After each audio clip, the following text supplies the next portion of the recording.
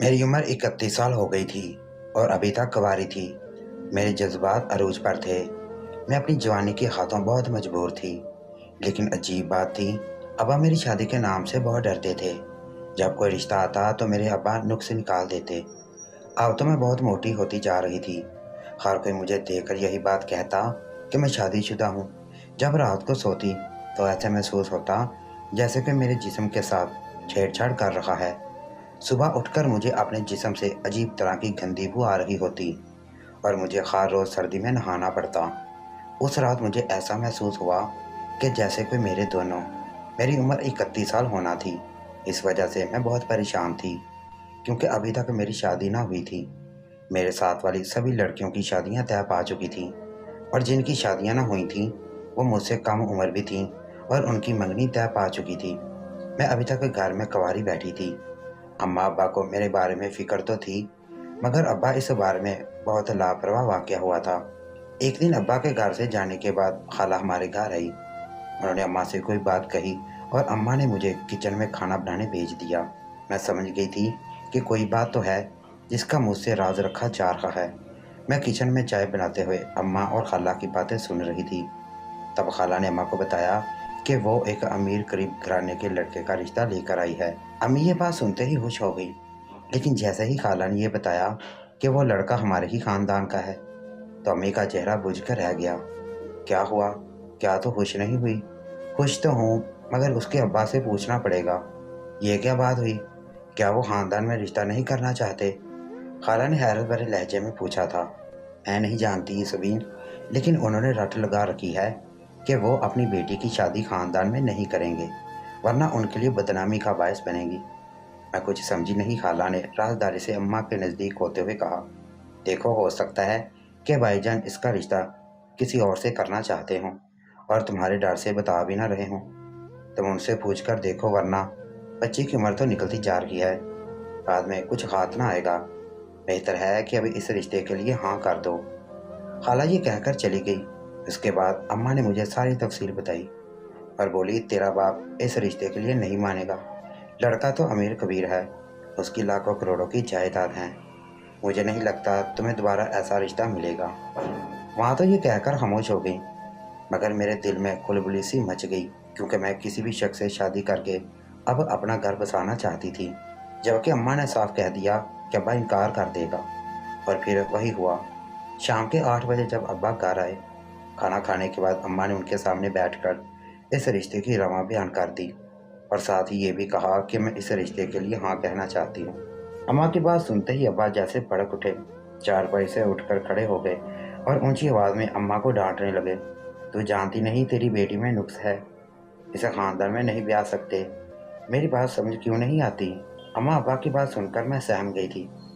अम्मा नहीं चाहती थी कि मैं ये बात सुनूं, मगर अब ये बात मेरे कानों में पड़ चुकी थी। मैं फ़ौरन भागकर बाहर आ गई। ये क्या कह रहे हो अब्बा? अच्छी भली तो हूँ मैं, मुझ में कोई नुक्स नहीं है। तो सूरत हूँ, पढ़ी लिखी हूँ। तुम क्यों कह रहे हो मेरी बेइज्जती करके? खानदान के बाकी लोगों को भी यही कह रहा है, क्या इसीलिए कोई मेरा हाथ नहीं मांगता? मैं दरवाजे की चौखट पर बैठकर रोने लगी। अब्बा हाँफता काँपता मेरे पास आया। उसके लहजे में कमज़ोरी थी। ना मेरा बेटा, ऐसी कोई बात नहीं। बाप औलाद का बुरा नहीं चाहता, तेरी भलाई चाहता हूँ। मैं तुझे बता नहीं सकता, बस तुझ में एक नुक्स है और मैं तुझे खानदान में नहीं ब्याने दूंगा। ये मेरी ज़िद नहीं, बल्कि मैं तेरे लिए ऐसा सोचता हूँ, तो मेरी बात को समझा कर। अब्बा ने यह कहकर मुझे खामोश करवा दिया।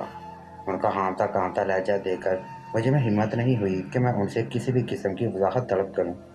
सो मैं खामोश रही, मगर मेरा दिल कह रहा था कि अब्बा मुझसे कोई बात छुपा रहे हैं। अब मैं भी कुछ बुझी बुझी सी रहने लगी थी। अगर मुझ में इतना बड़ा नुक्स है तो फिर मैं कभी भी शादी नहीं कर पाऊंगी। ये सुनकर ही मैं चुप होकर बैठ गई। अगले दिन मेरी दोस्त इकरा मुझसे मिलने आई। रहा ना गया तो मैंने उससे ये बात कह दी। मेरी बात सुनकर वो हंस पड़ी और बोली, तू पागल जल्दी हो गई है क्या? तुझे नज़र नहीं आता तेरे माँ बाप अब बूढ़े हो गए हैं, उनको सहारे के लिए एक मुकम्मल इंसान की ज़रूरत है। बेड़ा तो कोई है नहीं, अब तुझे ही इस घर में रखना चाहते हैं ताकि तू यहाँ से कभी ना जाए और हमेशा उनकी खिदमत करती रहे। यहाँ तो ये तेरे सर पर घर दमाद ला थोपेंगे, यहाँ तेरी कभी भी शादी नहीं करेंगे। लिख ले मेरी बात, और इसीलिए तेरा बाप बहाने बना रहा है। इकरा की बात सुनकर मैं हक्का बक्का रह गई। सोचा भी नहीं था कि अब्बा मुझसे इतनी बड़ी हेरा फेरी करेगा। खैर मैंने सोच लिया था कि अब अब्बा की बातों में नहीं आऊँगी। तभी मैंने दिल लगी करने का सोचा, क्योंकि मैं जानती थी कि अब्बा शराफत से मुझे ब्याहने वाला नहीं है। मेरे चचा का बेटा फरीद काफ़ी अरसे से मुझ में दिलचस्पी रखता था। अगरचे वो निकम्मा था, हर वक्त कबूतर और कुत्तों वगैरह को पालने में मसरूफ़ रहता। कुत्तों को कुत्तों को या कबूतरों को बेचने से उसे जो रकम हासिल होती, फरीद उससे अपना गुजारा करता।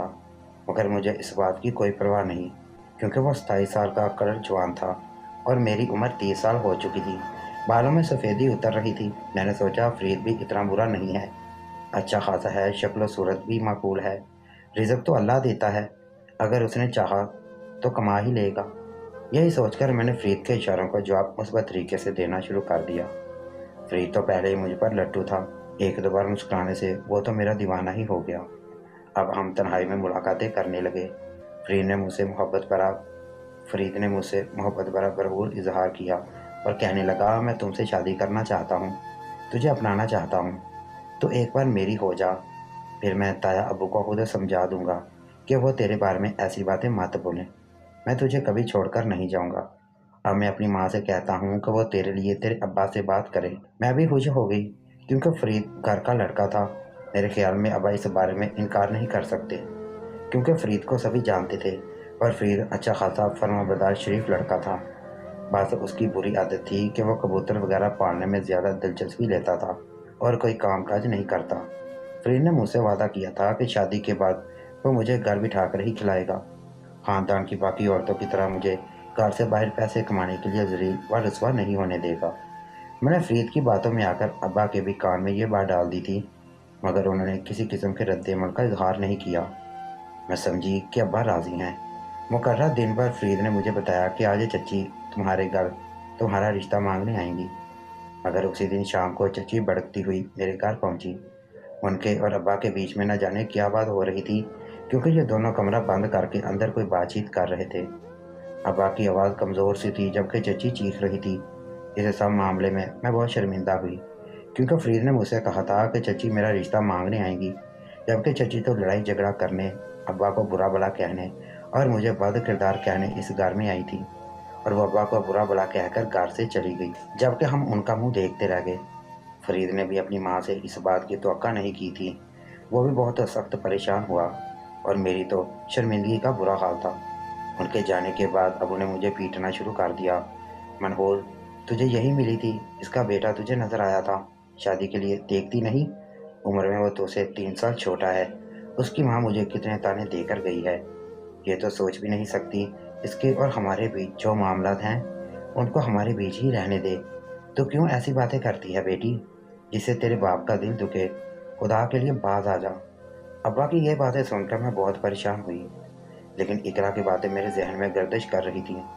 मैं जानती थी कि अब्बा और चची दोनों ही बहाने बना रहे हैं, वरना हम दोनों में ऐसा कोई नुक्स ना था कि हमारी शादी ना करवाई जाए। खैर मैं खामोश हो गई।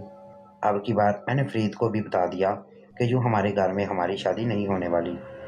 तुम कोई और लड़की तुमको कोई लड़की देगा ना, मेरे लिए कोई रिश्ता आएगा, क्यों ना हम घर से भाग कर चलें भाग क्यों ना हम घर से भाग कर शादी कर लें, तो किसी को कोई एतराज़ नहीं होगा, क्योंकि हम दोनों एक दूसरे के जिम्मेदार खुद होंगे। तू भी अपनी माँ का इकलौता है और मैं भी, हमारे लिए तो कोई मसला नहीं। मेरी बात सुनकर फरीद ने हामी भर ली। बोला, आज रात मैं तुझे तेरे घर से लेने आऊँगा। अपने दोस्त से मोटरसाइकिल का बंदोबस्त कर लिया है, तू बस रात को तैयार रहना। फरीद की ये बात सुनकर मैं खुश हो गई। मुकर्रर वक्त पर मैं तैयार बैठी थी। हमारे घर में हो का आलम था, पूरे गांव में खामोशी थी। फरीद बाइक लिए बाहर खड़ा था। जैसे ही मुझे बाइक स्टार्ट होने की आवाज़ आई, मैंने अपने कपड़ों वाली पोटली उठाई और दबे कदमों अपने घर से बाहर निकली। दरवाज़ा पार करते हुए 4 आंसू मेरी आंखों से निकले और घर की चौखट में जज्ब हो गए, मगर मैंने खुद पर काबू रखा, क्योंकि मेरी उम्र काफ़ी ज़्यादा हो गई थी। अब मैं मज़ीद इंतज़ार नहीं कर सकती थी, वरना हमेशा के लिए खुशी से महरूम हो जाती, जिनके हर जिनकी हर लड़की ख्वाहिश करती है। मैं जब फरीद के साथ मोटरसाइकिल पर बैठी तो मेरे हाथ कांप रहे थे। फरीद भी परेशान ही था। हम लोगों को रात के अंधेरे में गांव से निकलना पड़ा। फरीद का रुख सरगोदा शहर की तरफ था। जहाँ पर उसने पहले से कोई होटल बुक कर रखा था। तकरीबन रात के 2 बजे हम होटल पहुँचे। खुदा का शुक्र कि होटल में एक शख्स फरीद का जानने वाला था, वरना तो उस वक्त कोई भी किसी नौजवान लड़के लड़की को कमरा रहने के लिए नहीं देता। लोगों के 100 मसले होते हैं। हमने खुदा का शुक्र अदा किया कि फरीद को और मुझे एक कमरा मिल गया। फरीद का एक वेटर होटल में उसका जानने वाला था, लेकिन जैसे ही हम दोनों कमरे में दाखिल होने लगे, पीछे से एक कड़कता आवाज़ आई। मैं और फरीद तो काम कर रह गए। मेरी रीढ़ की हड्डी में सर्दी की लहर दौड़ गई। मैंने पीछे मुड़कर देखा तो एक आदमी मैंने पीछे मुड़कर देखा तो एक आदमी खड़ा था। मैं उसका मैन इस होटल का मैनेजर लग रहा था। उसकी बड़ी बड़ी दाढ़ी और मूछें थी।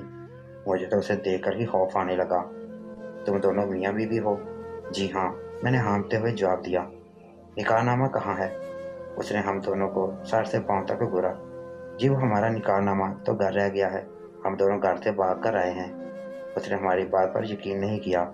हमें वहाँ से जाने का कहने लगा। तब फरीद उसकी मिन्नत पर उतर आया और बोला, साहब यह जुल्म मत करें, हमारे घर वाले हमें मार देंगे। अगर आपको शक है कि हम मियाँ बीवी नहीं हैं, तो आप सिर्फ इस लड़की को यहाँ रहने दें। मैं सुबह तक निकाहनामा लेकर आ जाऊँगा। फरीद की यह बात सुनकर होटल वाला कुछ नरम पड़ गया, लेकिन फिर भी उसने हमारी बात नहीं मानी और सिर्फ मुझे कमरे में भेज दिया। फरीद बाहर चला गया। मैं सोच रही थी कि हमारा तो निकाह नहीं हुआ, अब वो निकाहनामा कहाँ से लाएगा। मैं इस परेशानी में बैठी थी। मुझे नींद भी नहीं आ रही थी, यहाँ तक कि सुबह के 4 बज गए। अब तो मेरे हाथ पांव ठंडे पड़ने लगे थे। होटल का मैनेजर आकर जब हमसे पूछेगा कि निकाहनामा कहाँ है, तो हम क्या दिखाएंगे। इस परेशानी में बैठी थी कि एक वेटर मेरे कमरे में दाखिल हुआ। दरवाजे पर दस्तक दी थी। मैंने देखा फरीद का दोस्त ही था। उसके हाथ में खाकी रंग का लिफाफा था। उसने मुझे इशारे से एक पेन भी दिया। कहने लगा, इन कागजात पर दस्तखत करके मुझे दे दीजिए। मैं कागजात लेकर कमरे में बैठी और दस्तखत करके इस वेटर को वापस कर दिए। ये हमारा ये हमारा निकाहनामा था, जिस पर फरीद ने अपने भी दस्तखत कर रखे थे और अब मेरे होना बाकी रह गए थे। खुदा जाने ये किस किस्म का निकाह था, जिसमें मुझे कोई गवाह नज़र नहीं आया। बहरहाल मजबूरी थी, और क्या कर सकते थे। फरीद का दोस्त वो दस्तखत लेकर चला गया और मैं उसका इंतज़ार करने लगी। सुबह के तकरीबन 6-7 बजे जब सब लोग होटल में आना शुरू हुए, तो वो मैनेजर हमारे कमरे की तरफ आया। उसके साथ फरीद भी था और फरीद के हाथ में एक बड़ा सा लिफाफा था, जिसमें उसने निकाहनामा संभाल रखा था। फरीद के हाथ में निकाहनामा देखकर होटल का मैनेजर खुश हो गया और कहने लगा, मैं किसी गुनाह की इजाज़त नहीं देता। तुम लोगों ने सही रास्ता इख्तियार किया है, तो अब मेरी तरफ से यहाँ तुम लोग 2 दिन के लिए रह सकते हो। मुझे कोई मसला नहीं, लेकिन अपने रहने का मुस्तकिल बंदोबस्त कर लो। होटल के मैनेजर के जाने के बाद फरीद मेरे पास आया। मुझे बहुत अजीब लग रहा था, क्योंकि मेरा निकाह मेरी नज़र में नहीं हुआ था। लेकिन इसी लम्हे फरीद मुझे देखकर चीख पड़ा और पीछे हटकर खड़ा हो गया। अम्मा बिल्कुल सही कहती थी, तुझसे शादी नहीं करनी चाहिए थी। अम्मा की बात सही थी। या अल्लाह, ये मैंने क्या कर दिया। फरीद पीछे होकर अपने बाल नोचने लगा, जैसे उसे पागलपन का दौरा पड़ गया हो। फिर वो होटल से बाहर चला गया और मैं पीछे रोती रह गई। मैं कहाँ जाऊँगी, अब ये सोचकर ही दिल में हौल उठ रहे थे। मैंने शाम तक फरीद का इंतज़ार किया, मगर वो नहीं आया। अब तो मेरी परेशानी बढ़ने लगी। होटल के मैनेजर को पता चला तो उसने मुझसे आकर पूछा कि तुम्हारा शोहर कहाँ गया है। मैंने उसे सारी हकीकत बता दी तो गुस्से में आ गया और कहने लगा, तुम लोगों ने मुझसे झूठ बोला।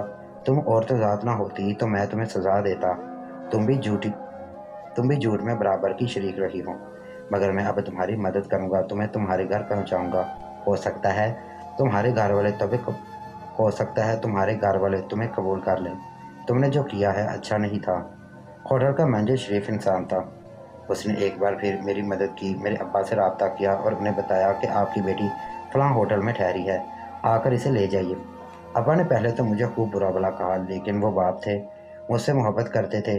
उन्होंने आकर मुझे ले जाने का फ़ैसला किया और होटल के मैनेजर को आगाह किया कि मुझे फ़लाँ जगह पर पहुंचा दिया जाए। उसने एक आदमी से मुझे लारी अड्डे तक पहुंचा दिया, जहां अब्बा मुझे लेने आए थे। मैंने देखा कि अब्बा के साथ एक नौजवान और खूबसूरत लड़का भी खड़ा था। ये कौन था और कहाँ से आया था, मैं तो नहीं जानती थी, मगर अब्बा के साथ उसे देखकर मुझे अजीब सा लग रहा था। घर पहुंचकर अब्बा ने मुझे एक अजीब बात बताई। मैं तुम्हारा निकाह इसी शख्स से करना चाहता हूँ। ये कौन है? मैंने अब्बा से डरते डरते पूछा। ये मेरा शागिर्द है, اسے تمام حقیقت کا پتہ ہے۔ تم کو لگتا ہوگا کہ تمہارا باپ جھوٹ بولتا ہے، لیکن تم نے دیکھ لیا ہوگا کہ فرید تمہیں چھوڑ کر چلا گیا۔ ضرور اسے بھی تمہارے نقص کا پتہ چل گیا ہوگا۔ میں نے تم سے کہا تھا نا بیٹی کہ تم ایسا کبھی مت کرنا، لیکن تم نے میری ایک نہ سنی۔ یہ کہہ کر ابا گھر کی طرف روانہ ہو گئے۔ میں اس نوجوان کے ضرور پر حیران تھی کہ جو میرے گھر سے بھاگ کر نکاح کرنے کے باوجود بھی مجھے اپنانے پر راضی تھا۔ لیکن ابا نے ایک عجیب بات کی۔ نکاح سے پہلے انہوں نے کہا کہ یہ لڑکا ایک رات ہمارے گھر رہے گا تاکہ ہم اچھی طرح تسلی کر لیں کہ یہ تمہیں قبول کرے گا یا نہیں۔ شام کے اندھیرے پھیل گئے تھے۔ میں اپنے کمرے میں بیٹھی اپنے مستقبل کے بارے میں سوچ رہی تھی کہ ابا نے مجھے کمرے سے باہر بلایا۔ میں ڈرتے ڈرتے ان کے ساتھ گئی، دیکھا تو دوسرے کمرے میں وہی نوجوان بیٹھا تھا۔ کمرے میں ہلکی روشنی تھی۔ ابا نے مجھے اس کے سامنے لا کر کھڑا کیا۔ اس نے ایک نظر دے کر اپنا سر جھکا لیا اور اسبات میں سر ہلایا۔ ابا کے جانے کے بعد اس لڑکے اور ابا کے بیچ میں نہ جانے کیا بات ہوئی۔ بہرحال اگلے 2 دن ہمارے گھر میں شادی کی تیاریاں تھیں۔ گاؤں والے حیران تھے کہ نصیر الدین اپنی بیٹی کو ایک اجنبی کے ہاں بیاہ رہا ہے، مگر ابا نے کسی کی باتوں کا کوئی جواب نہیں دیا۔ بالآخر میری شادی اسی نوجوان اکبر احمد سے ہو گئی اور میں بیاہ کر اس کے گھر آ گئی۔ میری شادی والے دن میں نے ابا سے پوچھا، ابا آخر مجھ میں کیا نقص ہے؟ تو مجھے بتا تو دیتے۔ اب جس سے مجھے بیاہ دیا ہے اگر وہ بھی یہ نقص جان لے تو کیا مجھے پھر سے طلاق ہو جائے گی؟ میں نے ابا سے پوچھا تھا۔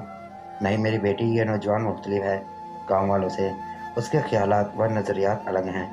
یہ تمہیں کبھی بھی اکیلا نہیں چھوڑے گا۔ دراصل تمہارے اندر اور کوئی نقص نہیں تھا میری بیٹی۔ جب تم پیدا ہوئی تھی تو تمہاری آنکھوں میں قدرتی طور پر ایک بیماری تھی جس کی وجہ سے تمہاری آنکھیں اندھیرے میں چمکتی ہیں۔ جب تو پیدا ہوئی تھی اس سے پہلے تیری چاچی کے ساتھ میرے کچھ تنازع چل رہے تھے جن کو بتانا میں تمہارے سامنے مناسب نہیں سمجھتا۔ بس بہتر ہوگا کہ تم اسے ایک ذاتی دشمنی سمجھ لو۔ اس عورت نے تمہارے باپ سے دشمنی کے طور پر تمہیں تباہ کرنے کا ارادہ کر لیا اور اس نے چپکے سارے گاؤں میں مشہور کر دیا کہ نصیر الدین کی بیٹی ایک جن زادی ہے۔ اس کی آنکھیں اندھیرے میں چمکتی ہیں اور یہ جس سے بھی شادی کرے گی وہ شادی کی رات ہی اس کی موت واقع ہو جائے گی۔ نصیر الدین کی بیٹی سے کوئی عورت اپنے بیٹے کا بیاہ نہ کرے۔ یہ سن کر گاؤں کی سبھی عورتیں تیری خوبصورتی کے بعد بھی تجھے حقیر جاننے لگی، حالانکہ اس میں تیرا کوئی قصور نہیں تھا۔ بس عورتوں کے بارے میں مشہور ہے نا کہ بیٹا یہ تہمت لگانے میں دیر نہیں کرتی، اور تمہاری چچی نے بھی ایسا ہی کیا۔ انہوں نے گاؤں کی عورتوں کو تم سے علیحدہ کرنے کے لیے ایسا جال پھیلایا کہ خود بھی اسی جال میں پھنس کر رہ گئی۔ اس لیے میں تمہاری شادی خاندان سے باہر کرنا چاہتا تھا۔ فرید نے جذباتی ہو کر تیرا ہاتھ تو تھام لیا، مگر وہ بھی اپنے ذہن کا کچا تھا، اپنی ماں کی باتوں میں آ گیا اور اس نے تجھے بیچ راستے میں چھوڑ دیا۔ ابا کی یہ بات سن کر میرے 14 طبقے روشن ہو گئے۔ میں نے سوچا نہیں تھا کہ میری چچی اتنی لمبی دشمنی مجھ سے نبھائے گی۔ بہرحال اکبر احمد ایک سمجھدار انسان تھے۔ انہوں نے مجھے دل و جان سے قبول کیا۔ آج میں ان کے 4 بچوں کی ماں ہوں اور یہ مجھے مذاق میں پرستان کی پری کہتے ہیں۔